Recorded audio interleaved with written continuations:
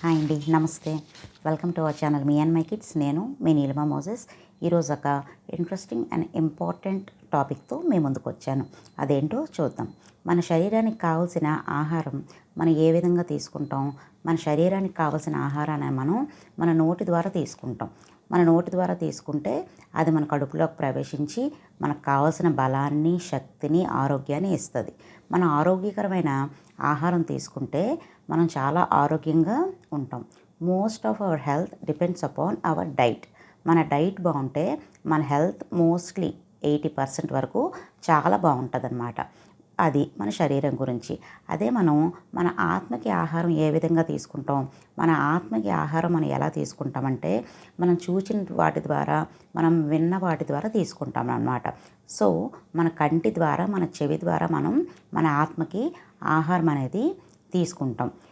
నీ కన్ను నీ దేహమునకు దీపమై ఉన్నది కనుక నీ కన్ను తేటగా ఉంటే నీ దేహం అంతా వెలుగుమయమై ఉంటుంది అని కన్ను గురించి బైబిల్లో ఉంటుంది.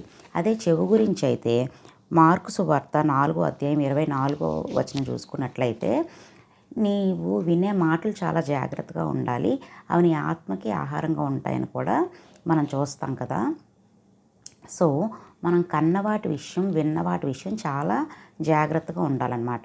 మన కడుపులోకి మనం మంచి ఆహారం తీసుకుంటే మన శరీరం ఏ విధంగా అయితే ఆరోగ్యంగా ఉంటుందో, మన ఆత్మకు కూడా మనం మంచి ఆహారం తీసుకున్నట్టయితే మన ఆత్మ కూడా దేవునిలో దినదినము బలపడుతూ ఉంటుందన్నమాట. మనం కంటితో చూసే దృశ్యాలు, మనం కంటితోని చదివే వాక్యాలు, ఓకేనా. సో మన కంటితో చేసే ప్రతి విషయం కూడా అది మన ఆత్మకు చేరుతుంది, మనకి దేవునిలో దినదినం ఎదుగుదలను అనుగ్రహిస్తుంది. అదే మనం విన్నవాటి విషయంలో కూడా మనం మంచిగా వినాలి. మనం మంచి విని ఆ ప్రకారం చేయగలిగినట్లయితే మన ఆత్మకి మనం ఎంతో మంచి ఆహారం తీసుకున్నట్లు అన్నమాట. సో మనం ఏది కన్జ్యూమ్ చేస్తామో దాన్ని బట్టే మన భక్తి జీవితం ఆధారపడి ఉంటుంది, ఓకేనా.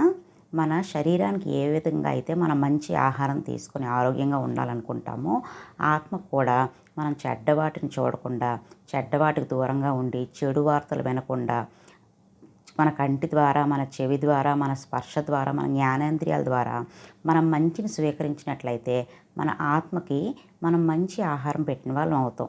మనం దేవుని సన్నిధిలో ఎక్కువగా గడిపినట్లయితే వినుట ద్వారా విశ్వాసం వస్తుంది అని ఉంటుంది కదా.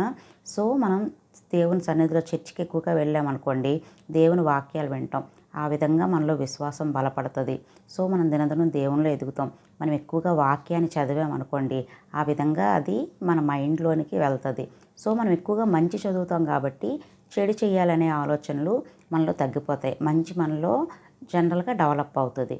సో మనం మంచిగా మన కంటి ద్వారా, మన చెవి ద్వారా, మన స్పర్శ ద్వారా మంచి ఆహారాన్ని మన ఆత్మకి అందించాలని, ఆత్మ దినదినము ఎదుగుతూ మనం ఈ భూమి మీద లేకపోయినా సరే మన కళ్ళు మూసిన వెంటనే దేవుని దగ్గరికి మన ఆత్మ చేరుకునే విధంగా మనం జీవించాలి.